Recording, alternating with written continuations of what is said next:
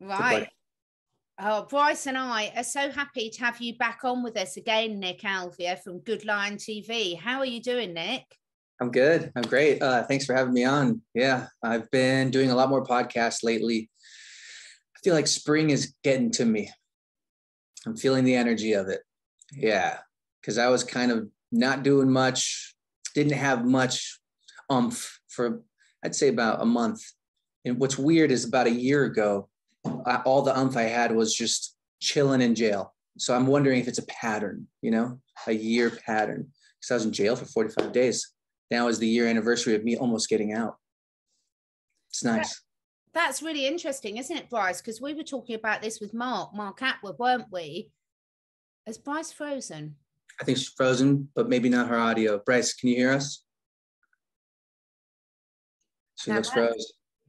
That's really, really weird, because we were just talking about, the two of us have had so much problems with Zoom recently. So we'll keep chatting until she rejoins. I'll just check if she's, missed call. Hang on a minute. I'll just pause it and we'll just see where she is, because she's trying to call me. Sorry, guys, bit disjointed. Brice's system has just dropped down. Now, this is really weird, Nick. Before we get on to what we're really going to talk about, we'll wait for Brice. But we've been having these technical glitches, both Brice and I, a lot recently. And when we were on with Mark Attwood the other day, his whole system crashed and he had to go. And then my recordings haven't been saving at all. So it's really, really weird. So I'm going to get my, whilst you're all talking, I'll get my sage sticks out again and start. Welcome to my life. I literally just did a show on all the spell casting that's been done to me. So let me sage my equipment too. Sorry, guys, my whole computer just shut down. So, so you're battling forces from other dimensions. Oh God, yes. Oh yes, yeah. Absolutely. It's been a shit show for 3.5 months now. It's been going, well, actually I've been prone to this my whole life, but this attack has been one of the worst. 3.5, my natal chart was used, all sorts of stuff has been manipulated. Wow. I couldn't eat. Whoa. I wake up with bloody mouth. Like it's been bad. So, and apparently I'm not alone. Apparently the entity that's doing this has a propensity to do this to people. So yeah, sage you out of there. Yeah. I like to get like this.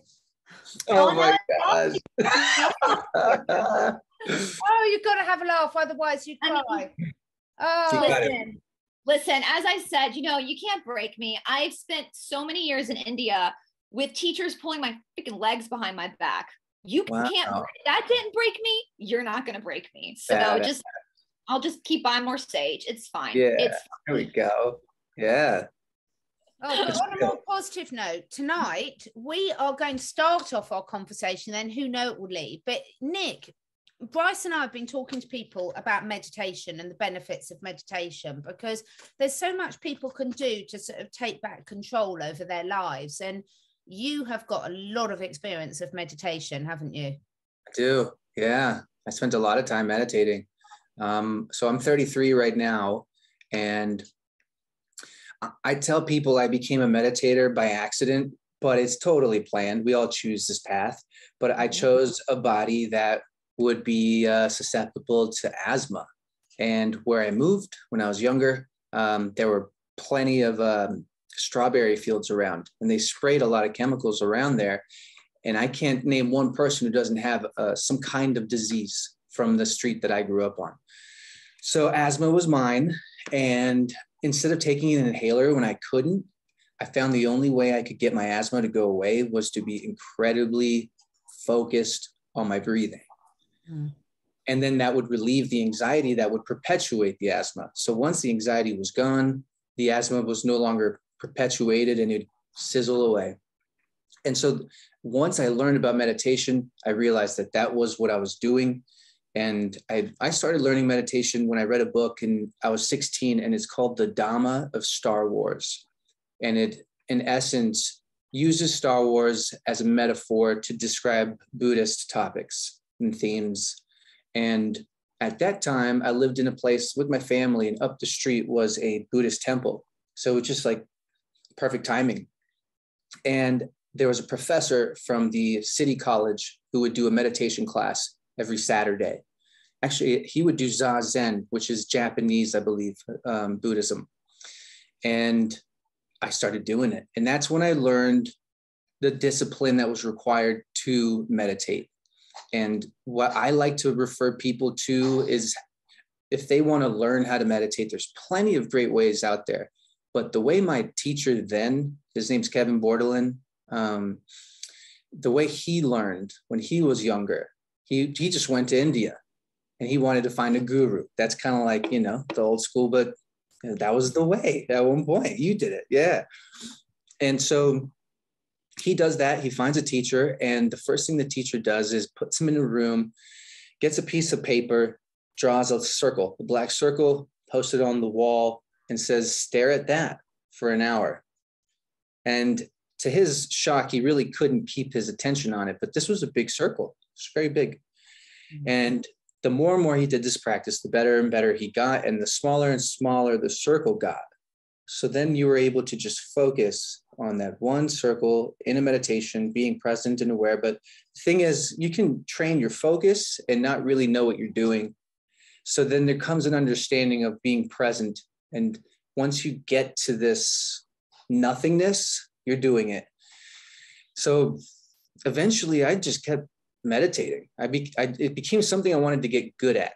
And that got in the way, of course. If you try and treat it like a game, you're playing with emotion again. And there's a whole game of push and pull. And anyway, I'm kind of drifting, but my passion for meditation then led me to a Vipassana retreat, which is freaking awesome. If anyone is a novice meditator or even a pro, if they think it or not think it, if you go to a Vipassana retreat, you're committing to 10 days of disciplined meditation where you're agreeing to not look at anybody in the eye. You're agreeing to not speak. You're agreeing to not having a meal after 7 or 6, actually might even be 5. And so your whole world switches up in those 10 days and you get so intimate, not only in the practice, but when the benefits of the practice are way more easily felt and seen, when you're taking breaks, when you're walking, when you're eating, you find that you're so intimately connected with your being. And then what happens in that state of relaxation is healing. There were memories that I was having from childhood that would surface and I'd come to peace with them, or memories of a past partner and I'd give forgiveness, in that moment. But the cool thing is the practice is not anything woo-woo. It feels totally scientific. Mm. Yeah, Vipassana. And what it is basically the first 3 days, if you want to be a committed meditator there, it's you could actually do 12 hours of meditation a day if you want to be super committed.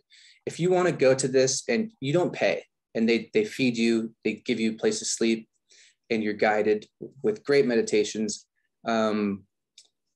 you can get away with 3 meditations a day and just take advantage. I don't recommend that, but if you go there and you give it your all, you'll see what happens. And here's just a brief overview of what it's like.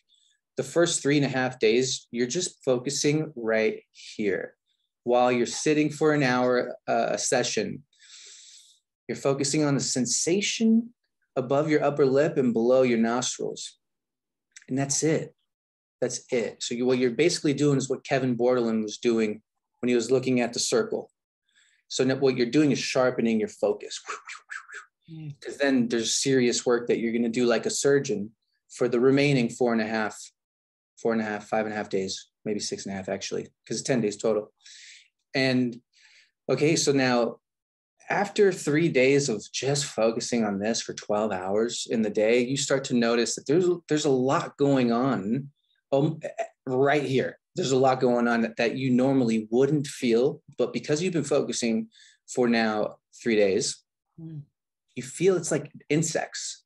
You feel the minute detail that you'd never perceive if your mind wasn't still enough. So you would feel the heat of the warm air leaving and the cool air coming in, and you would know exactly which side of the nostril it was coming in and out of. Like, you're so dialed in, and that's where they want you. Because then for the remainder of the retreat, you're taking that focus now, and you're going to start scanning each part of your body, applying 2 pieces of wisdom. You might get to one place and not feel anything. If you wait long enough, you will. So in the moment where you're waiting, it's your job in that moment not to crave for it to happen. And also, when it does happen and it hurts, for some reason, you'll get to some areas on your body that are just screaming with sensation. Instead of wanting to push it away, you'll know that if you just hang out there for a little bit longer, it goes away. So it's impermanent, anicca. So you'd say these every time you'd experience it. So you're developing an experiential connection with laws of universal laws, that nothing is permanent. So it will pass. Everything does. So when you do that through your whole body for a whole hour, this is where it can take a bridge into, some people might call it woo-woo, but what they're saying is happening is, as you're giving each area focus, this is loving yourself. You're giving attention, sincere attention, loving. And past sankharas are coming to the surface, and you're allowing past energy and emotions to come and go. And when you do this, man, I remember once I came on, I'd done this 5 times. So there was one time I came and there was a man I saw. We hadn't exactly started yet. It was the first where you sign in and stuff, first day. And there was a man I saw, a younger man, maybe mid-20s, and his eyes were just pure beaming, beautiful man. And I'm thinking, what is up with that guy? And I asked him, and he was on his 4th in a row of doing 10 days. Because you could just loop and do it again and do it again. And that's when I realized, not only is it something you feel inside yourself that's a change, but you can feel it and see it in others. It's hard to do, and it works so well. What happens is your friends and family will see it in you, and then they'll want to go try it themselves. Like, my whole family's tried it now. Because wow. They felt it. Yeah, I never thought my mom would be able to survive a 10-day retreat like this. If you're on any kind of medications that have to do with any kind of psychosis, you have to let them know, because where you go when you're doing this sounds easy, but things come up and you might get distracted for a whole hour and you wouldn't even know it. Some days you're winning, some days you're losing it, just because you're challenging your mind to be strong and in the present, which is completely not taught anymore. So, yeah. I'm so glad you brought this up, because that's the whole traditional like yoga practice as well. Is people think yoga means union. Sun yoga means union. Yoga itself just means focus. The second sutra of the Yoga Sutras is Yoga Chitta Vritti Nirodha, which Nirodha does not mean silence, because you can't really silence the brain. It's bringing it to a state of nothingness. And that focal point, so like I use the Tristana method, which is your breathing, your asana, which is a seat for meditation, which is usually really uncomfortable. Like I laughed about leg behind the head, that's not comfortable. And you're focusing, you have 9 different focal points, like looking at the nose and bringing the mind to that one pointed focus when you're really uncomfortable. You know, I think in the West, we have this like misunderstanding about meditation. We think it's supposed to be like relaxing and comfortable and nice and light and love.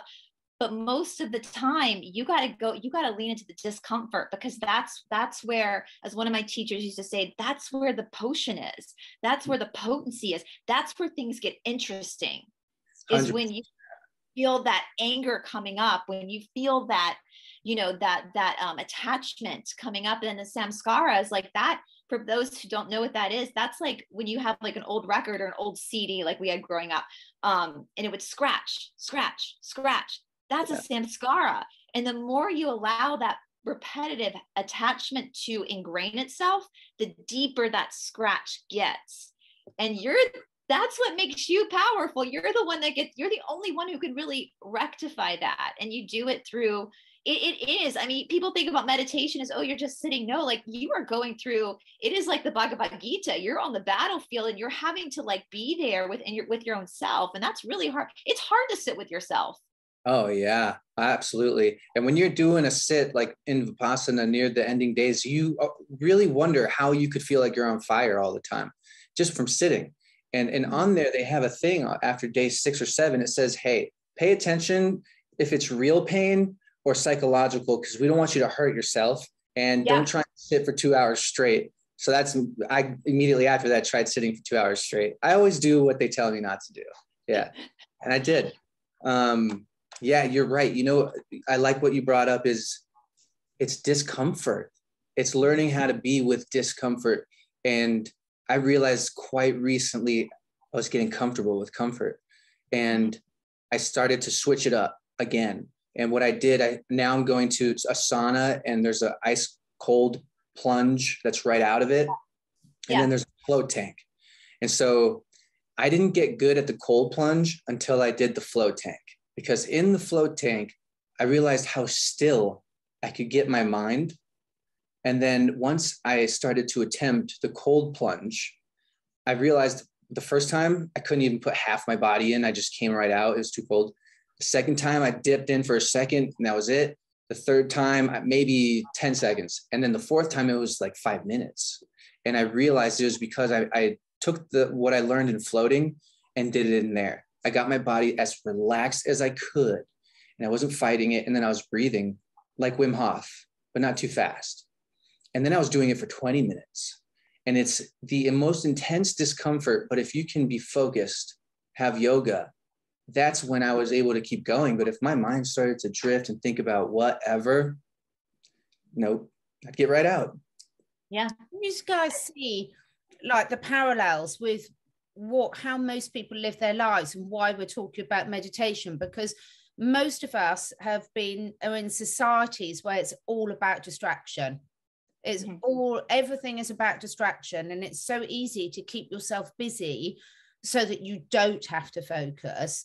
And actually, when you break free of that matrix, everything about your life changes. And so these practices, they're not just there to amuse yourself. They've got such a real life application that is going to change the way you see everything around you, do you think?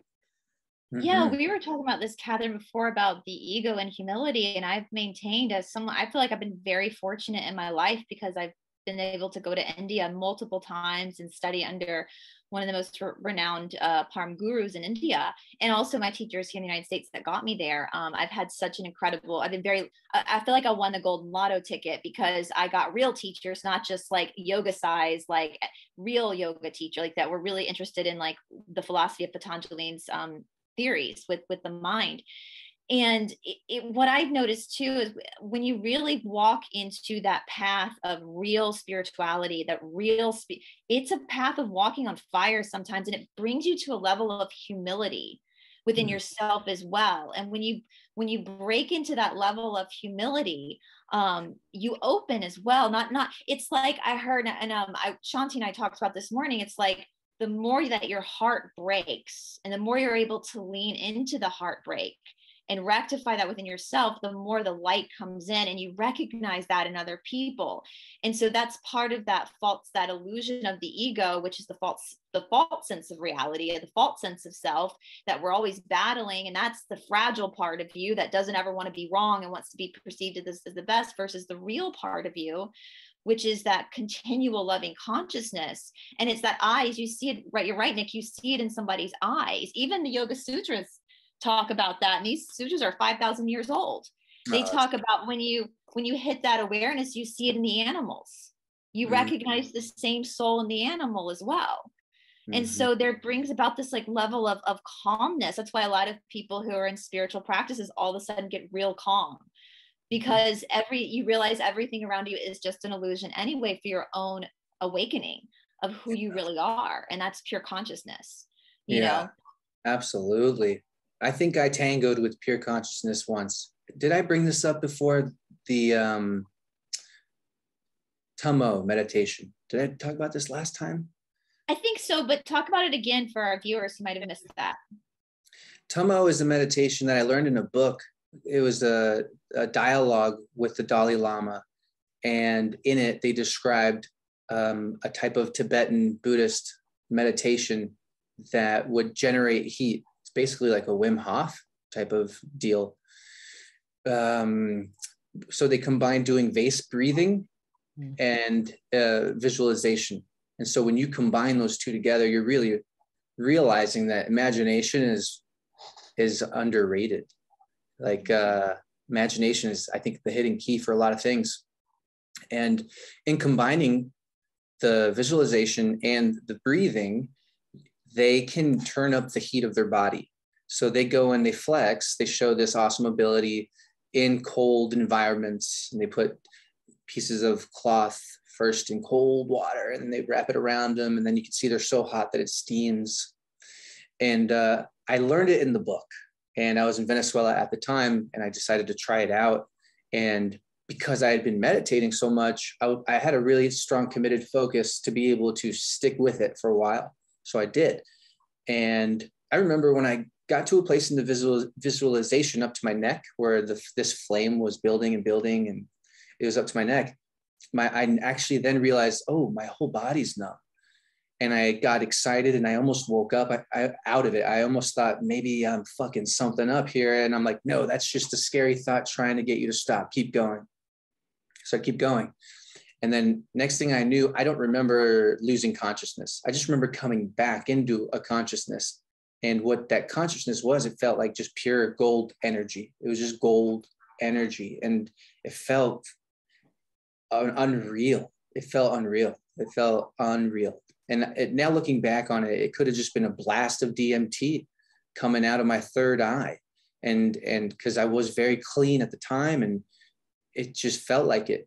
And when I decided, once a thought came in, bloop, one thought came in, is this enlightenment? Another thought, bloop, maybe it's not, I should get out of here. Next thought, I could just do this again. I could get here again. Let's just get out of here. And then next thought, open your eyes. And I open my eyes, and my eyes are like, poof, poof, and I'm slowing down, and I'm noticing, oh, the sunset. Oh, these soccer players left. Oh shit, what time is it? And then I looked down on my shirt, and it was drenched in sweat. And everything I looked at, it was as if I was tripping. Nothing was moving, but my focus on everything was beautiful. Like it was like I'd not seen that thing before. And then I've learned later, there was a quote, enlightenment is like when you look at everything like you hadn't seen it before, but it's also something you've seen a million times. Right. And that's what it felt like when I walked home, and I told my cousins, I'm like, check it out. I'm sweating today, but I didn't even run. And they're like, mentiroso, you liar. And I'm like, I swear, you guys, I didn't run. And they're like, you're fucking crazy. You're weird. So yeah, that was my tango with that. Amazing, isn't it? And what can I ask you, Nick, when you were doing this, what was your intent behind to try this? So when you were so passionate about starting the meditation, because a lot of people talk about the why, and when, like my daughter, who's a brilliant athlete or football player, she finds it so easy to have the ice bath so she can stay in there forever, because she understands physiologically what it's doing for her body and how great it is for her recovery. So when you go on this, your initial journey with the meditation, did you have a why? Did you have a reason for wanting to do it? Yeah, the real reason was because I was severely depressed. I just hated life. I was living with my family and the chaos between my mom and dad, and my mom was addicted to pills and the kinds of fights in the house that would blow up. Oh my God. So for a long time, I thought I had a brain full of defilements. And I had this inner critic that would tell me how bad I was. And along the journey, there came a point where I realized how that was almost a software on loop, a song on loop. When I realized that didn't have to exist, it didn't just stop. It was somewhere along the line where it just didn't have any power anymore.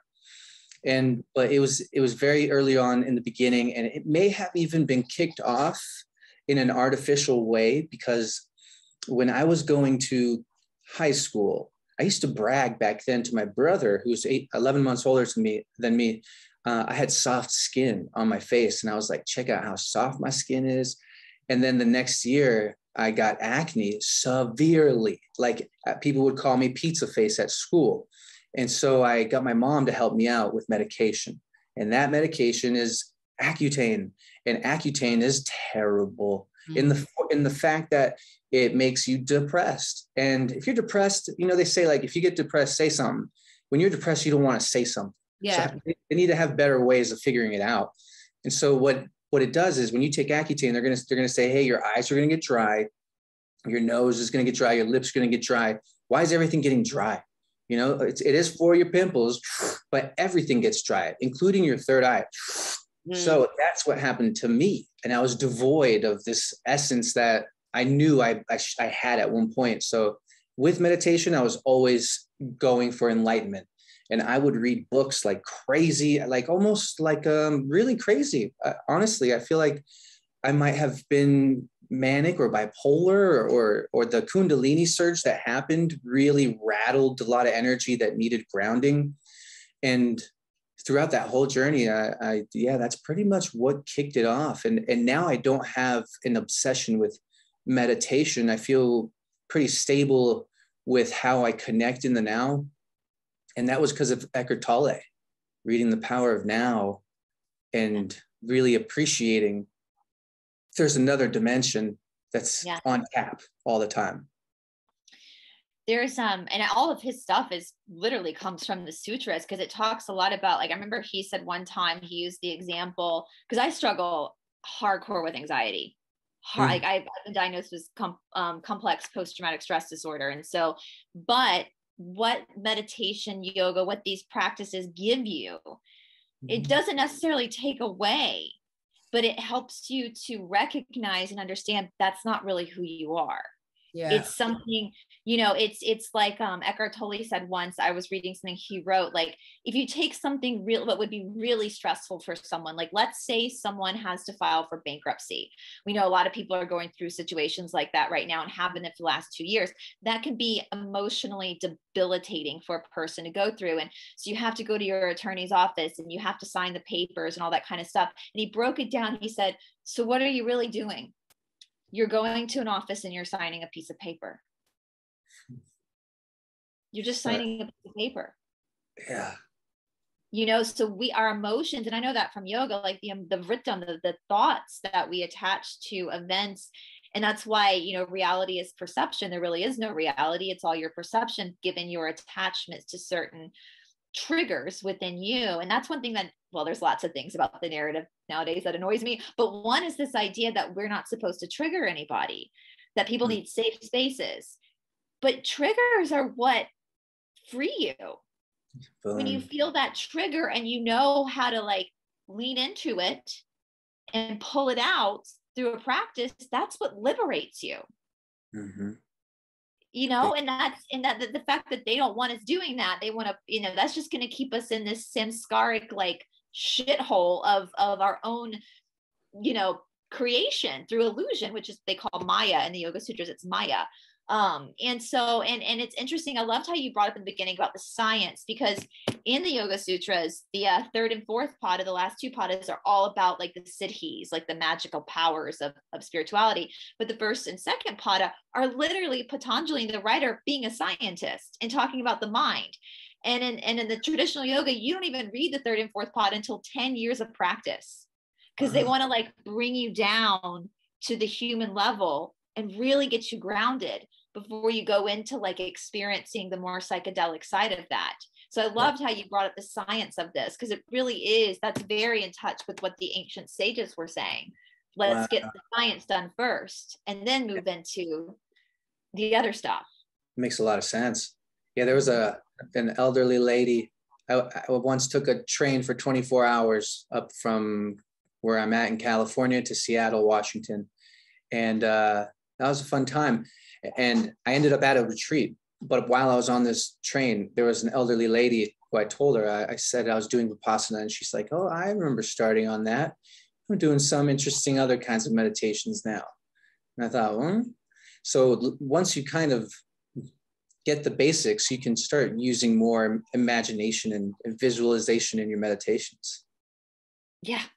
You know who Ram Dass is? Yeah. Love Ram Dass. Like, he's one of my favorite. I always say his quote, "We're always walking each other home." And there was one speech I'm paraphrasing. He was giving this lecture to all these like hippies, you know, these people that were really, you know, back in the day, like long hair, you know, the people that were really bringing this to the forefront. And he was giving this lecture, and there was this little old lady sitting up front with her purse, like nodding at everything he was saying. And he was saying he was so intrigued by this little old lady with her pearls on, like with all these hippies listening to him. And after the conference was over and he was meeting all the guests, she came up to him and he goes, "I'm so happy you're here. I didn't expect to see you." And she goes, "I'm a knitter." The knitting, the focus of knitting, she had obviously found meditation and had found the same experience Ram Dass had found through knitting. That's beautiful. And he was like, of course, you totally understand. You found that focus of mind, that flow of mind through knitting. And now you're sitting with all the hippies. That's so great. Yeah, you can find that in many things. Yeah. For healing, I learned there are a lot of people who are recovering addicts. When they walk, it helps them tremendously from withdrawals and from keeping it away. It makes you wonder, just walking. And walking is a meditation in itself. That was what we would do with Zazen. You'd do 45 minutes of sitting, facing a wall with your attention focused down in about 45-degree angle. And you're just glazing. You're not focusing at the rug and you're not focusing at really anything. You're just kind of looking at the space in between. And then after you walk for 15 minutes, paying attention to the sensation under your feet with each step, and you're going across the room. And so as you see, meditation can be knitting. It's focusing, keeping your attention on something. And why not use your body to its best ability when you can feel? And it helps you really get in the now. Yeah. I find it so easy to do the meditation when I'm out with my dogs or my horses. And actually, I walk the horses a lot now. I love riding, but the connection that you get when you're actually walking with them is completely different, because for once the human isn't asking something from the animal. It's very much an equal partnership. And funny enough, it's something that's quite frowned upon in the normal traditional riding world. But when people start incorporating it, and a lot of my clients do, they're just blown away by the results, because everything about them, the performance of the horse, improves just by that simple thing of having a different connection on a more even footing, where it's a true partnership rather than a dominating partnership.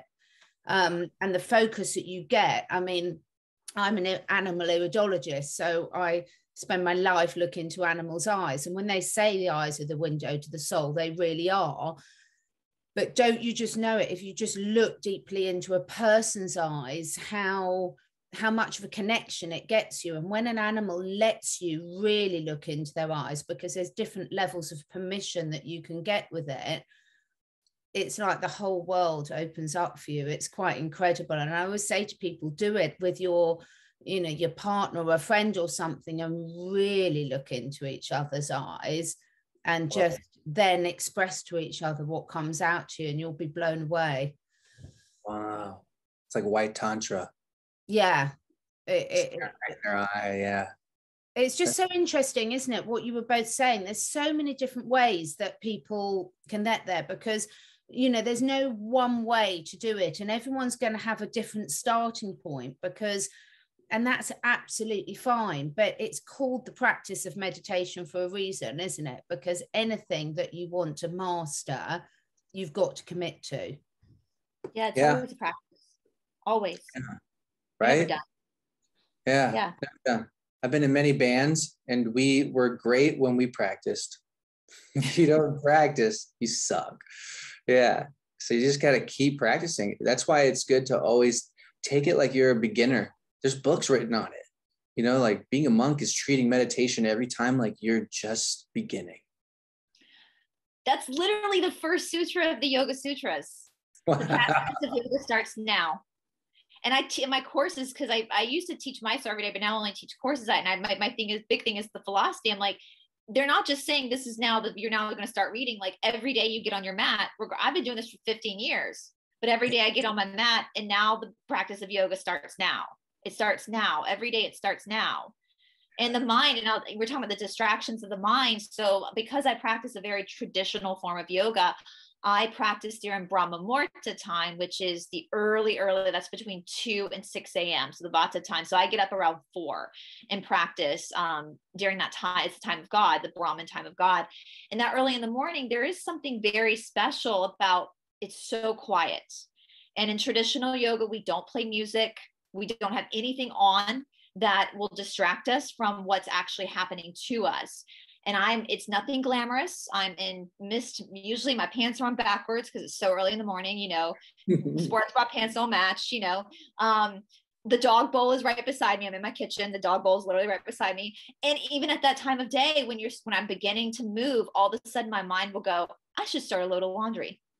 Mm-hmm. I should start the dishwasher. So your mind starts to and I know now after 15 years, what's happening, that the mind is trying to pull away from something that's about to get uncomfortable for the ego to go through, and the physical body. A lot of people do, like myself, like doing like a physical, like the asana practice is a physical form of meditation when you're using the Tristana method, because the body is what pulls you into it.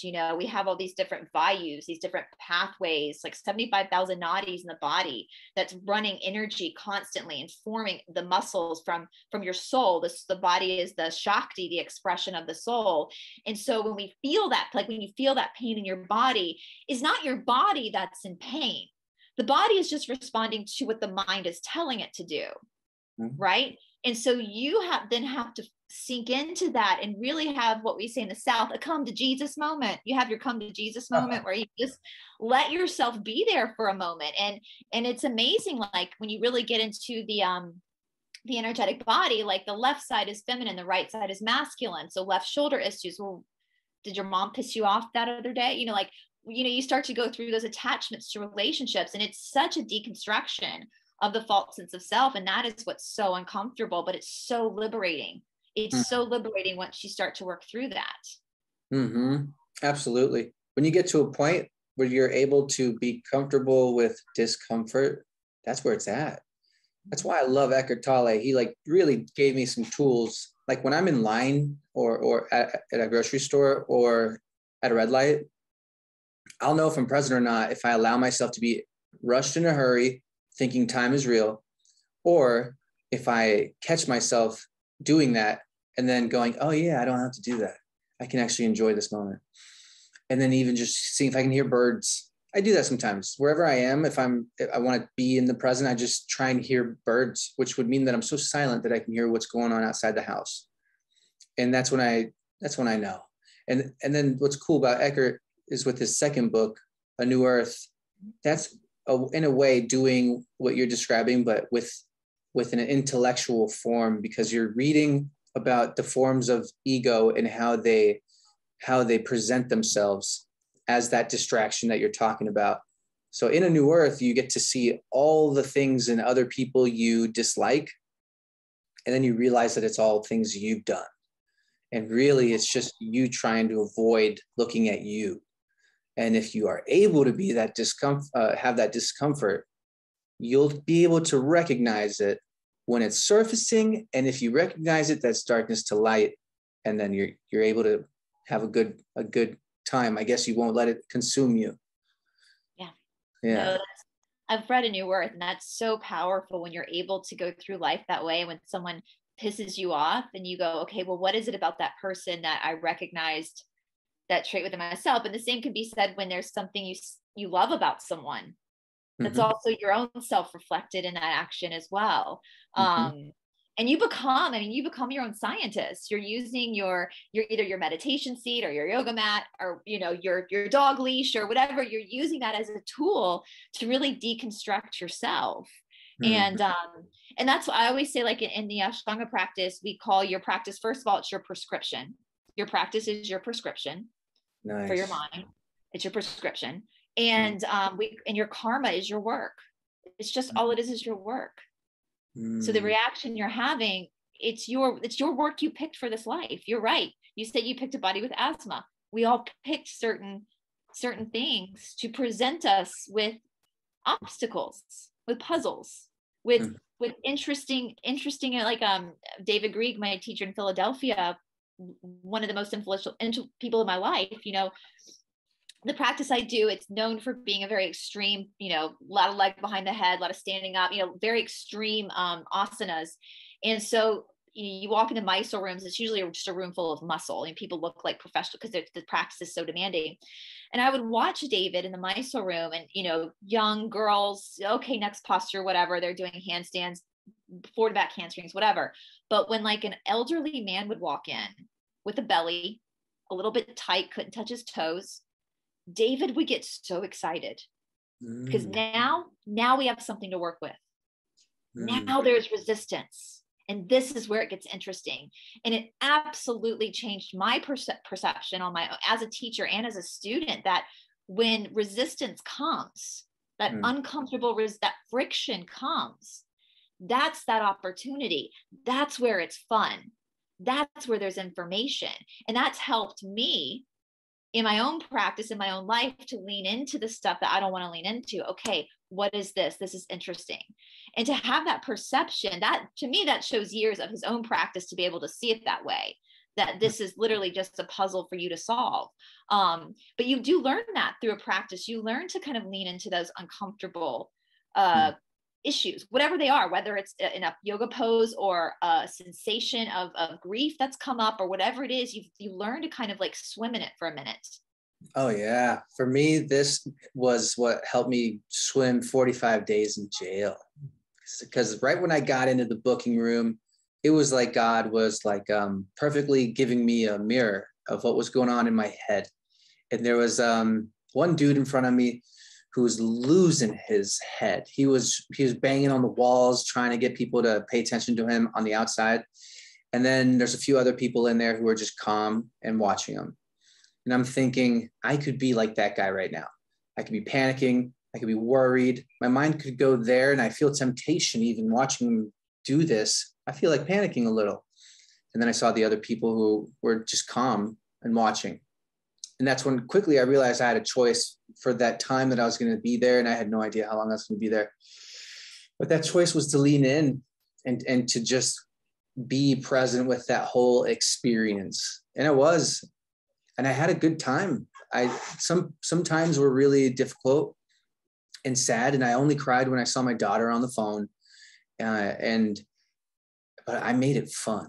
I made it something fun. And spirituality is the only reason it became that kind of level of fun, because it was leaning into how shitty it was. It's depressing to lose all the connections you had going. You're stuck in jail. You don't choose anything. Everything's chosen for you. You have to really fight for toilet paper, you know, like the basics that most people don't even think about. You're stuck to fluoride water. I mean, you gotta share a bathroom, 2 bathrooms with 30 grown men. It's kind of exciting when you think about it. And the whole thing became fun. It was a movie. I learned the drug economy system in jail. I saw how people were buying almost any drug they wanted in jail. How? You know, like I was blown away.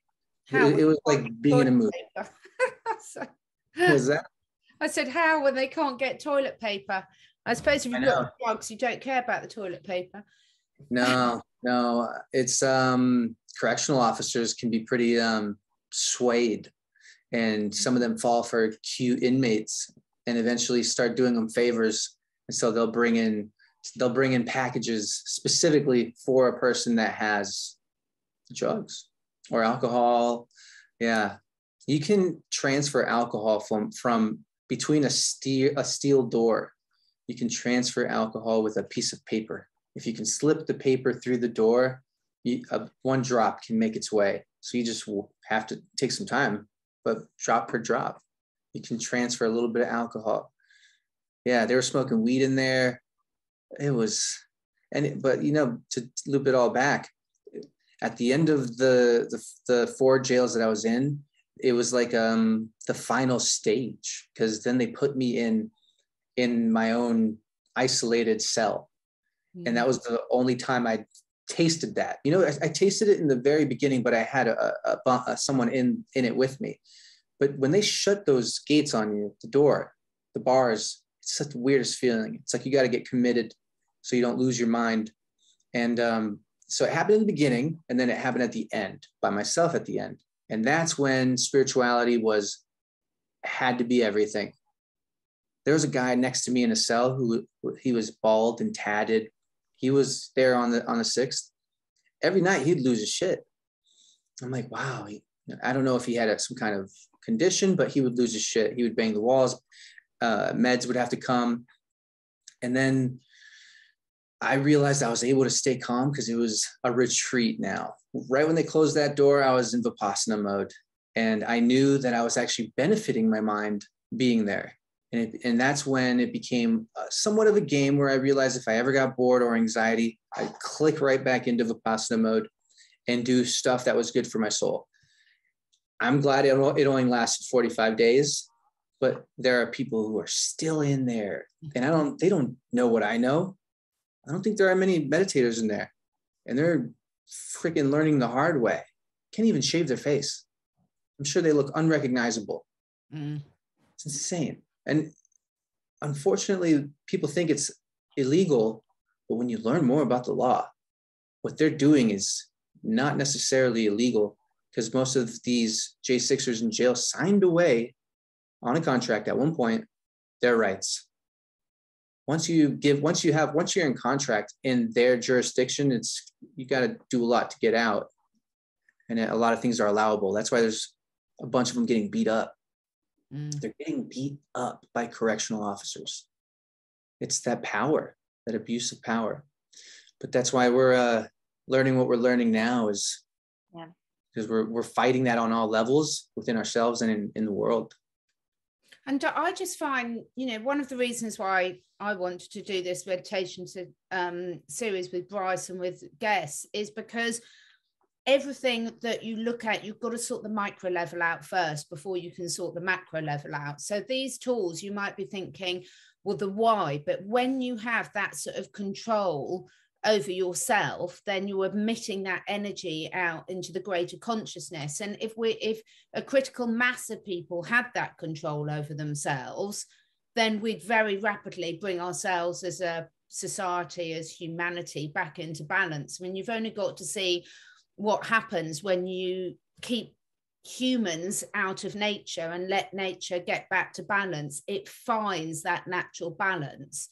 But we as humans just keep pushing things out of balance because we don't employ techniques like this, in my opinion, in terms of getting back to just stopping for a moment, connecting back in, and getting back into universal alignment, really. Yeah. Something that's interesting too, and I noticed, because I know at least part of the whole Patanjali system of yoga is that you have these 3 factors that everybody's always working with. And this is Prakriti, Purusha, and Ishvara.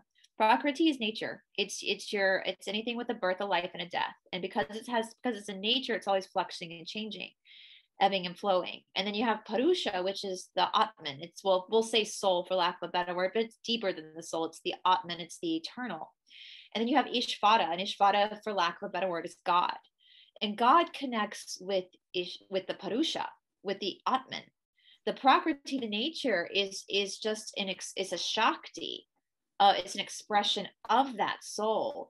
And one thing I noticed, especially, I'm gonna have to be careful I say this, but at like the crux of the summer of 2020, my whole personally for me in my practice is me understanding, especially with anxiety, is that the body I'm in, the life I'm living, me as a white girl from Georgia, is literally just a moment in time.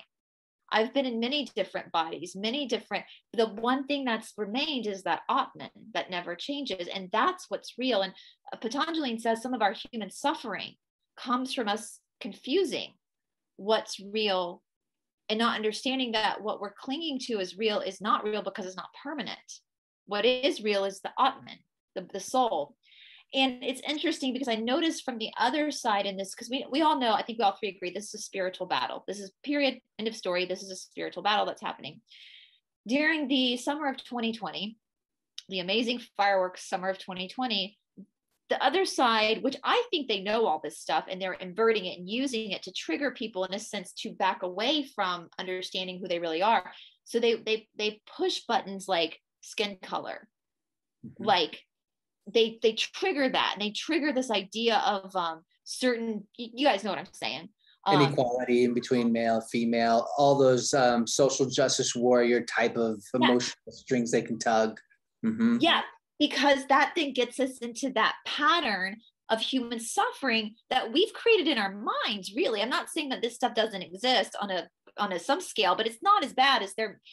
But anyway, but if we actually take these true spiritual practices, we start to back away from that more. And we start to understand, oh, well, in this moment in time, I've picked to be a white girl from Georgia. But last moment in time, I was a Black man from Zambia. And the moment in time before that, I was living in China. And the moment in time before that, I was in the monarchy of Switzerland or whatever, you know? And so when you start to understand that concept, those things that they want us to attach to don't really matter as much. They're just an experience. It's like, I hope that makes sense. I'm not trying to be insensitive, because you do need to feel that emotion. You do need to feel compassion, but you also learn to kind of take your power back, that sovereignty back and you also, like Ram Dass used to talk about this, like when we think about death, that's the ego's biggest fear is death. And I say it's the ego's biggest fear because if you really get comfortable with your eternal soul, the soul doesn't mind it at all. It's just a passing moment in time. It's just a moment in time. That's all it is. It's the ego that is offended by death. Yeah. Not the soul. That's what they say a lot of meditation practice is. It's preparation for death.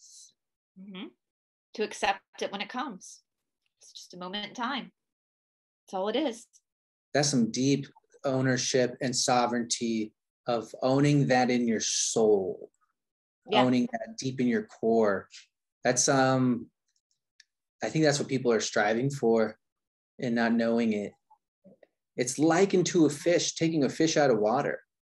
Fish doesn't know what it's going to be like out of water because it's a completely different construct.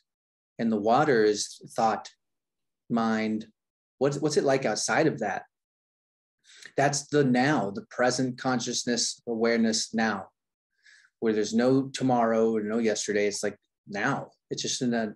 So when you die, you don't really have, I don't think you have the resources physically to really remember or regret. I don't know. I don't think so. I don't think I will. Every person I've known who's I've read about, my grandfather, who is no longer with us now, he did have a near-death experience in his 40s. And I never knew him before. I was born long after this happened, but everybody always talked about how my granddad was like 6'5". He was big man, you know, they called him Big Ed, but he was like the jolly giant. And and as he got older, he would talk to us more about the time he died, and he didn't want to come back. Exactly. He wanted to, and he never after that, it's like that enlightenment happened for him because he never feared death. And because he didn't fear death, he could really live. That's what I wanted to say, because I think it's a bit like the conversation we were having the other day with Mark Brice about the spiritual attacks and things. The reason not to fear death is so that you can really enjoy your life. Yeah. Not to speed up the process of getting to it, because I think sometimes you can, you know, it's like when you learn to drive a car, they teach you to turn the steering wheel like this, and once you can drive the car, you go like that. It's like, you know, the point of meditation is not to focus on death, it's to really enjoy Yes. It's not to fear it. It's not to fear it. It's so that if you don't fear something, you're not, it's not like you're looking forward to it. And my granddad, you know, a few years before he actually did pass away, I was out to lunch with my grandparents, and we were just eating lunch, and my granddad looks up and he goes, I think I got like 2 more years left. Like it was just no big deal. It was like, I think I got like 2 more years, you know, it was. And I'll tell you, even my grandmother, his wife, who passed away, and actually this last October she passed away, and she had Alzheimer's, so we hadn't seen her because they wouldn't let us in, you know, to her retirement home. But the day she passed away, that morning, she kept telling the nurses that she was going to see Ed today. She was going to go see Ed, and the nurses were like, okay, no, she's Alzheimer's, so she get confused and forget that he wasn't around anymore, and they thought that was what she was saying. Well, that afternoon she passed away, and it ended up being her wedding anniversary. And so when we kick into that spiritual side, we don't fear that. And I think sometimes with some Alzheimer's patients, when they get closer to that, the veil really does start to thin anyway. And of course he was there. Of course he was there waiting to take her into the next realm, which I believe that does happen. And yeah, when he had that moment in his 40s, when he was close to my age, and it changed him forever, because he said it was a light that you can't describe to a human being. You can't describe that light. And he didn't want to leave. He didn't want to go, but he wanted to come back. He wanted to stay there. That's common. A lot of people who have the NDEs, the near-death experience, come back saying that. And in the last movie I made, it's called Blast Off. It's about DMT, dimethyltryptamine, which is a common thread amongst all of this. When you're detoxifying, you're assisting your pineal gland, your third eye, to decalcify, because all the natural sources of, well, I guess it's everywhere now, in water and food. And it kicks up your third eye, kicks up your intuition. Now that we're able to reverse that, we're seeing DMT could be exactly what happens when you're dreaming, when you're born, and when you die. And so when you're having a near-death experience, it could be that it's almost like a train ride, this DMT blast that you get, and you get to experience another dimension. So in the DMT movie, near the end, there's a section on a neurosurgeon who wrote a book called Proof of Heaven.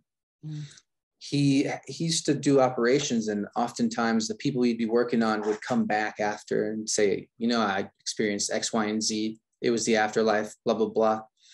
He wouldn't believe him until he got into a coma himself. And he had a deadly form of meningitis after a vacation. And he was in a coma for 8 days. And the world he describes completely just changed him. He didn't believe in any of it until now. And the description of that afterlife is very much like what a lot of people describe. It starts off in a very dark, formless, cloudy kind of environment, almost could be perceived as scary or hell. And something came down for him. He said it was like a visual melody. So you're seeing something that has sound, and it took him into another realm where there was more cloud-like beauty. And he said in the book, he doesn't say this in the movie, in the book, he saw angels that were flapping in the sky and screeching like birds with pleasure, with the most pleasure he'd ever heard. Yeah. So, and in this, he was guided by a woman who had these beautiful blue eyes he'd never seen before. When he came back out, he was wondering why it wasn't his dad, because his dad passed away. And then he found out that there was a member in their family that had died early. And she had these beautiful blue eyes, and she was a saint. She did a lot of good work for humanity. And when he asked for a photo of her, he got the photo, and it was her, the woman in that life, guiding him. And she had a beautiful tattoo of a butterfly, and that butterfly was in this afterlife with him. So it just gets to a point where it's really beautiful and mysterious. I mean, now we're taught to hate death, to be afraid of it. But what if it's one of the most beautiful things ever? Yeah. Have you heard of the Cokeville miracles? Have either of you guys heard of that story? I think it's called Cokeville. It's in the Midwest. It happened, I think, in the 80s, or I covered it a long time ago. It was one of the first incidents where, I'll have to be careful, I'll say this, where someone came into an elementary school with needs. And the children were rounded into one room together, little kids. And the guy had strapped himself with some boom stuff, we'll just say. And at one point, all the children like backed up to the windows, and he accidentally triggered it. And and like days later, all the children kept describing these people that came to them and told them, like, you know, little Johnny, I need you to get your sister and go stand.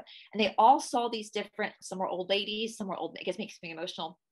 And after the kids started talking, all the kids telling their parents these stories about these people that saved them. One little girl said that an older lady grabbed her hand and ran her outside as like she was holding a hand up. And so they started describing the people they saw, and the parents would pull out their old albums, and the kids would point to pictures of past loved ones they never met. And that's the woman that saved me. And like all these kids had these experiences. And they said, one kid said, like, before it happened, this white light like came down into the room, and these people came specifically to each child and said, little Elizabeth, I need you to go back. I need you to come over here, and saved them. The only people that lost their lives that day were the ones that caused none of the children lost their lives that day. What? I mean, it's the Cokeville miracle. And it was multiple children, and they, days after the incident, in their own homes with their parents, were telling them, like, this lady helped me. I don't know who she was, or this man helped me. I don't know who. And they just, you know, and they were passed on loved ones. Oh my! It's a true story. They made a movie over it a few years ago. It's a pretty good movie. One of my best friends growing up, her brother had horrible asthma, horrible. And there was one day when he was really little, he had this horrible asthma attack, and his mother literally was carrying him into the emergency room. The doctor had to grab him, and they resuscitated him. And when he came to, he asked where all the people had gone. And my friend's mom was like, what do you mean? And he said, there were all these people dressed in white around me. They kept telling me it was going to be okay. This is real. This is so real. It's so real. And to hear a child say that, where are all those people that were dressed in white and told me it was going to be okay? Wow. I love back to the now. It's like, you imagine the only time that people have control over us humans is when they get us in a state of fear. Yeah. And if you can let go of the ultimate fear of dying, then there's no power over anyone can have, and all of this ends now. And that's what meditation brings you to, that point. That you realize you're so much bigger than your body. You're so much bigger than this life. Yeah. This is just it. And you're so loved. Yeah. So love, all pure love around you all the time. They almost rob us. It all blends together, because I've been doing these podcasts and having people on who are sovereign, who are state nationals. And this last person who came on, Matthew, he told his story and said something happened to him when he was finally in court in the final showdown with the judge, where he was presenting how much of knowledge he had of being a state national. You're not playing under their games, their spells. It's all words, and they try and trick you on purpose so that they can then get you under their control. But when you become sovereign, you understand all their tricks. This is like an ego. The ego has all these tricks to try and loop you in. So when you realize it, and you're standing there in court, he's telling a story, and he said, I don't know what happened, man. Divine intervention came through me, and I was saying things I never thought I'd say, and I was watching the judge crumble. And he said there was this inner knowing and embracing of his true spiritual identity, his true power as a standing, living, breathing man. But when you're born and they profit on you, put you up in a bond, and put you as some kind of barcode, people don't really ever get to realize how much freedom we're born with. We've let these pirates take over. And now the real revolution has benefits beyond physical. I think it's definitely going to lead people to a spiritual awakening when they realize how much truth there is and how many lies we've been told. And part of what I do too is I go through the missing books of the Bible, and one of Mary Magdalene's gospel, which I'm re-reviewing now on my channel, that's all that the missing books say, the Gnostic gospels, is that you were always enough. Mm-hmm. You always were. You were always enough. Mary's gospel, she goes to the 7 powers, which are the 7 kleshas and yoga of the ego, the traps the ego gets in.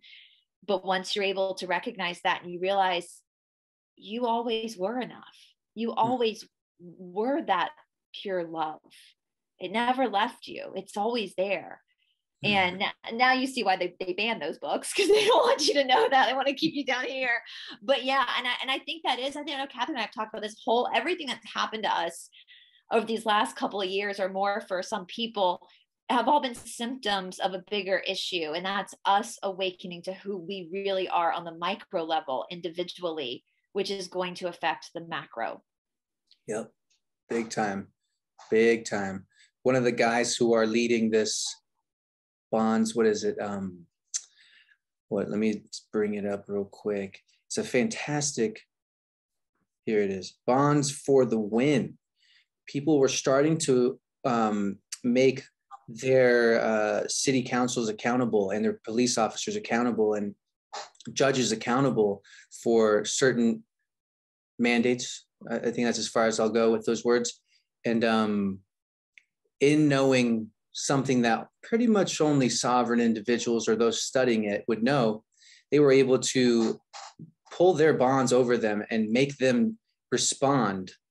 And because of this, they've been able to get away with these certain rules. So now their children don't have to wear the over their faces. And they're starting to see that this move has way more power than they thought.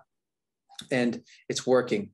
And so the guy who's leading that, he, I think, was connected to Trump in his, I don't know exactly where.